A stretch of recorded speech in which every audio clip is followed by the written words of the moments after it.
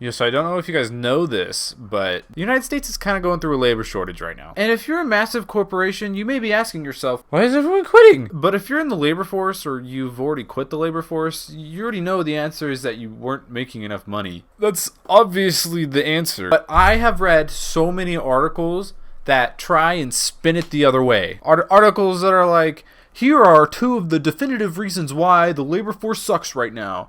And none of the reasons are low pay, which is so bizarre to me that people aren't making enough money and the media is trying to gaslight them into feeling bad. Let's just take a look at this article. The real reason everyone is quitting their jobs right now. Over decades, researchers have revealed turnover patterns that can explain why so many are quitting in droves right now. Employers looking to stop the exodus should pay attention. Much of the onus is on them to give workers better reasons to stay. Oh, you mean like paying them more, right? There's a lot that employers could have done and still can do to keep employees from quitting job embeddedness. A widely studied turnover theory proposed in 2001 by blah blah blah blah blah blah blah identifies 6 factors that determine how much a person is embedded in their job and thus how likely they are to leave it. Okay, you ready for this? Fit is their compatibility with the company's values, cultures, and expectations. So that's the first reason, right? Let me just ask you a question. Do you ever just go to work at Burger King and you ask yourself if your values or your core beliefs align with their values and core beliefs, this massive corporation who you owe nothing to? No, you don't do that, because nobody does that. You're not asking yourself if the people you serve are happy or if the company's losing or making money. Like, you're there for a paycheck. That's it. Just like everyone else who works there. Links are their relationships with other people at work. I mean, that's fair. If you work with a bunch of idiots, you're not going to want to work there for long, but I bet you'd be a lot more open to tolerate it if you were paid more money. Sacrifices are things they'd give up if they quit. Like stock options or good healthcare packages? What? What about, I don't know, your paycheck?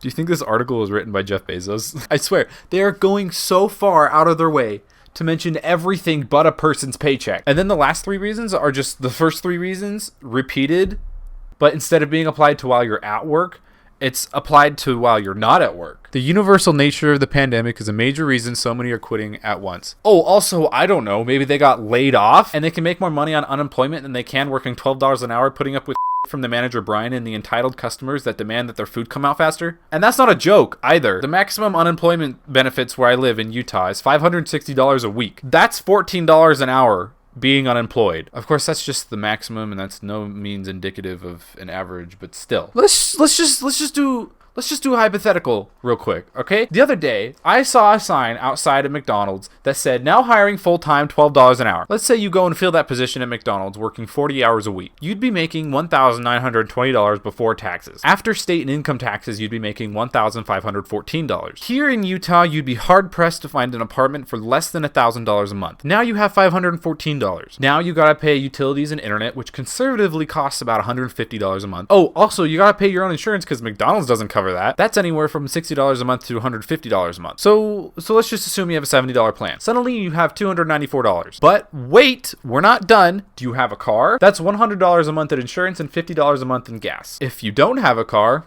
good luck saving up for one. A good cell phone plan costs about $25 a month. At the end of all that, you have $119 to feed yourself, which I shouldn't have to tell you is very hard to do. And that's not even counting optional things like Netflix subscription or Spotify premium or a gym membership. But wait, suddenly you injure yourself and you now owe $2,000 to the hospital and you're bankrupt, basically. Seriously? $12 an hour is an insult. You are almost forced to get a roommate or 2 just to survive, which means you're gonna have to share a room in that 1-bedroom, 1-bath apartment that you just rented. It's insane. And then articles like this are over here saying stuff like, it's more important than ever for employers to understand how powerful the community connections can be and seek to provide ways to enable people to work from where they would prefer, because to the degree they do, they'll be able to reduce future turnover.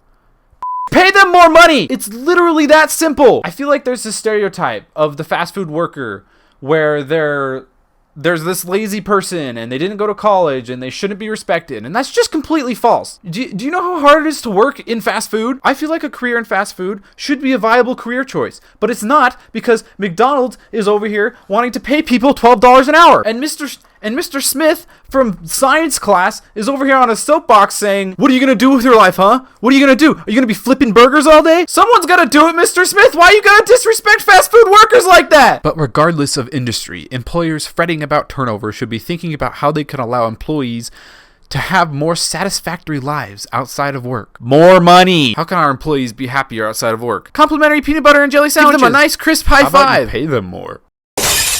Ooh, what about this article? I spoke to 5,000 people, and these are the real reasons they're quitting. Oh boy. But we found there are 9 key factors that impact these metrics, and they are much more important than pay and benefits. I beg to differ. People want to work for a company whose values align with their own. Again, with the values thing, nobody gives a shit about that. If you go to work for anything than the money and the structure, you're lying to yourself. I mean, obviously that doesn't mean you have to be a terrible person. I mean, that doesn't mean you have to be a terrible person because you're going to work just for the money. But I am saying that you should be honest with your intentions of going to work for Amazon. People want to work for someone they trust and respect. Yeah, someone they can trust and respect to pay them a livable wage. People want to work with people they like. People want to be appreciated in a way that's appropriate to them. People want to have a voice. They want to know what they need to do to succeed and how that success will be measured. People want to learn, grow, and develop in their careers. People want to be inspired to go the extra mile. People want to spend most of their day doing work that they love.